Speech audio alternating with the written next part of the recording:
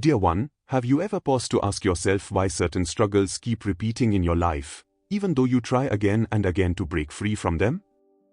Why is it that no matter how much you grow, no matter how far you travel, there seems to be an invisible thread pulling you back into the same fears, the same doubts, the same patterns?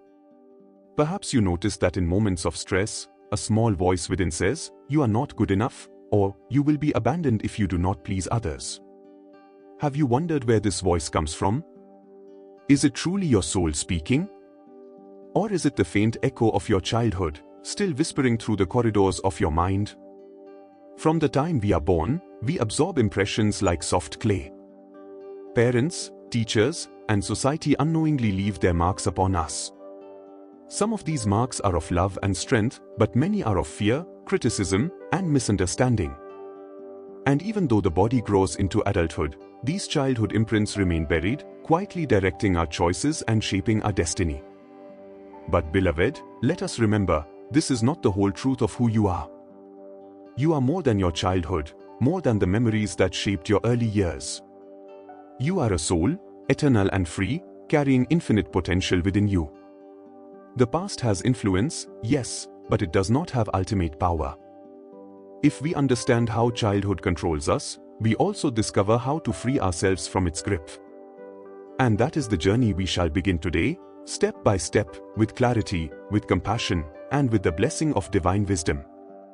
From the very first moment of life, dear one, the mind of a child is open and impressionable. It is like soft clay, waiting to be shaped. Every smile, every word, every touch leaves a mark upon that tender surface. A gentle word of encouragement creates confidence, while a careless remark of criticism can plant seeds of doubt. The child does not yet have the strength to question what is given to them. Whatever is heard, whatever is felt, becomes absorbed as truth. In this way, the early years form the invisible foundation upon which the rest of life is built. Parents, teachers, relatives, and even the environment play a great role in shaping this foundation. Many times, they act out of love, yet their own fears and wounds unconsciously pass on to the child. A father's impatience, a mother's worry, a teacher's harshness, all of these can leave impressions that last long after childhood has ended. Later in life, you may notice patterns you did not choose, a hesitation to trust, a fear of failure, or a constant need for approval. These are not your soul's natural qualities, they are the echoes of impressions absorbed in helpless years. To understand this is the first step to freedom. For when you recognize that much of what you call yourself was shaped by forces outside your control, you begin to see that you are not bound to it forever. Childhood may have written the first chapter of your story, but you are the author of the chapters yet to come. By bringing awareness to these imprints, you begin the sacred work of reshaping your inner life, not as a helpless child, but as a conscious soul guided by divine wisdom. Deep within you, dear one, there is often a hidden voice that speaks in moments of weakness. It may say, "I am not worthy," or "If I make a mistake, I will not be loved." Sometimes it whispers, "I must always be strong, or others will abandon me." This voice seems so familiar that you believe it to be your own. Yet pause for a moment and reflect, who placed this voice inside you? Were you born with it? No, the soul is born pure, radiant, and fearless. This voice is not your eternal truth, it is an echo from childhood. Perhaps as a child you heard words of criticism more often than words of praise. Perhaps your tears were dismissed, your needs overlooked, or your efforts compared with others. The child in you could not resist these impressions, and so you accepted them as reality. Over time, these beliefs sunk deep into the unconscious, and now, as an adult, they still rise up like shadows. But beloved, you must understand this clearly, the voice of doubt is borrowed. It is not your own. The real voice within is the voice of your soul, and it says something entirely different. You are loved. You are capable. You are divine. Awakening begins the moment you realize that you are not the prisoner of that old voice. You can separate the false from the true. When the voice of fear arises, you may gently say, "This is not me. This is a memory. I choose to listen instead to the voice of spirit." Just as the sun dissolves the mist, awareness dissolves these echoes. In this clarity, you reclaim your power, and you begin to live not as the frightened child of yesterday, but as the free soul of today.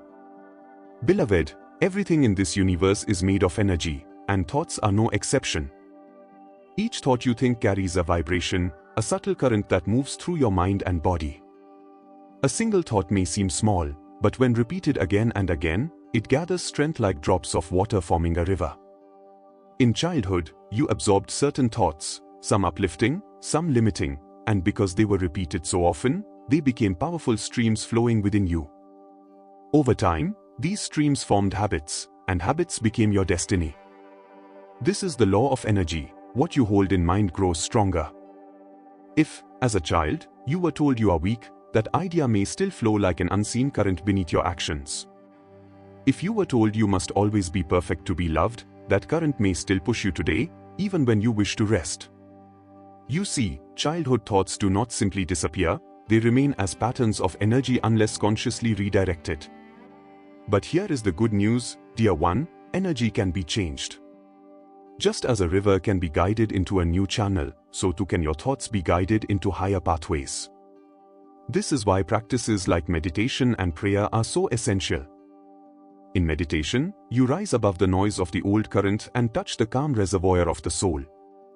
There, the past loses its hold, for you are present in divine stillness. In prayerful affirmation, you plant new seeds of energy, truths that align with your soul's greatness. Slowly, the new current grows stronger than the old. Just as sunlight breaks the darkness of night, awareness and spiritual practice break the grip of old childhood imprints. In this way, energy becomes your servant, not your master. How then, dear one, shall you begin to heal the invisible wounds of childhood? The answer is not to run from them, nor to bury them deeper, but to meet them with compassion. Within you still lives the younger self, the little child who once felt afraid, unheard, or unloved. This inner child may not speak with words, but you feel its presence in your fears, in your anxieties, and in the moments you shrink away from life. To heal, you must first acknowledge that this child still longs for your love. In the quiet of meditation, close your eyes and gently call forth the image of your younger self. Perhaps you see yourself at 5 years old, or 10, standing before you with innocent eyes. Look at this child not with judgment, but with tenderness. Whisper softly within, you are safe now. You are loved. You are free. Feel your heart radiating warmth and light, wrapping around this child like a protective embrace. In this sacred moment, you become both the healer and the healed. You give to yourself what the world could not always give, unconditional acceptance. This practice repairs the broken circuit of your inner energy. The wounds of the past lose their sharpness when bathed in the light of compassion.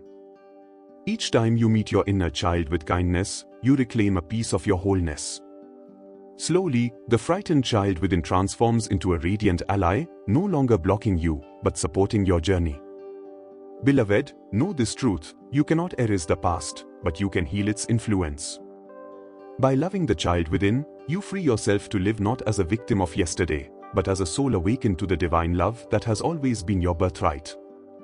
Once you have comforted and embraced the inner child, dear one, the next step is to gently replace the old beliefs that have guided you with truths that reflect your soul's real nature. Healing is not only about soothing the past, it is also about planting new seeds for the future. Think of the mind as a fertile garden. For many years, it may have been overgrown with weeds of fear, doubt, and limitation, planted unconsciously during childhood. If we only pull out the weeds, the soil remains empty, and soon the weeds will return. But if we plant flowers of truth, they will grow strong and leave no space for the old weeds to rise again. This is why affirmations and prayerful statements are so powerful. They are not just words, they are living vibrations that reshape the energy within you.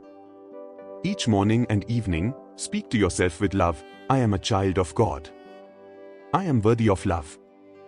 I am guided by divine wisdom. I am free from the chains of the past. At first, these words may feel unfamiliar because the old voice of childhood may resist. But with patience and repetition, the soul's truth begins to take root. Remember, dear one, belief is energy, and energy grows stronger with attention. Every time you affirm your divinity, you redirect the current of your life. Slowly, the inner dialogue of fear loses its strength, and the voice of spirit grows louder.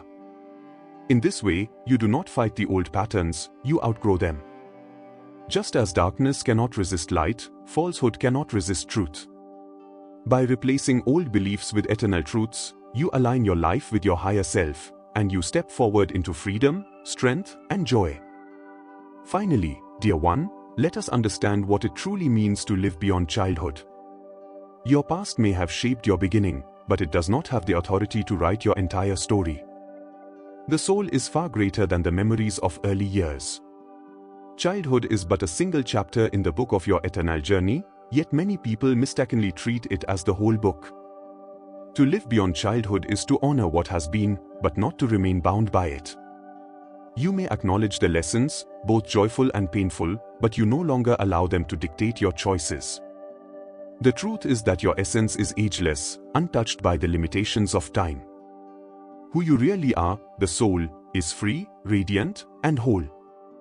Parents, teachers, and society played their roles, but now you are the author of your own destiny. When you awaken to this truth, you no longer need to blame or resent the past.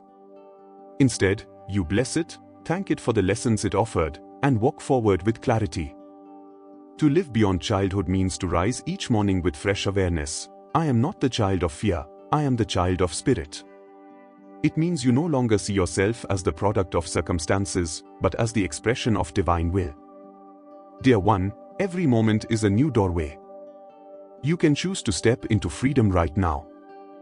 The chains of memory fall away when you claim your true identity as a soul, eternal and luminous. In this realization, you discover that the past can no longer imprison you, for you are living in the light of the present. This is the freedom your soul has always longed for. Beloved seeker, as we come to the close of this journey, remember this truth deeply. Your childhood may have influenced your path, but it does not have the final word on your destiny.